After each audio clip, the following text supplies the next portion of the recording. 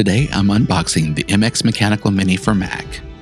This will be my first mechanical keyboard. Be sure to hit the like, smash the subscribe, and ring the bell for notifications. Logitech, the maker of the MX Mechanical Mini for Mac, is known for making very good keyboards and mice. Now let's see how they do with mechanical keyboards. The MX Mechanical Mini does come packaged very well.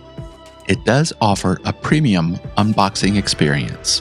Now this is not a cheap keyboard. It does come out to around $150 on Amazon. It is slightly larger than the regular MX Mini for Mac.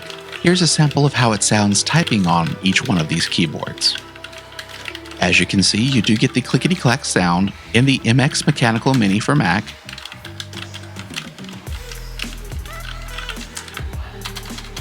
It's a much quieter experience in the regular MX Mini for Mac.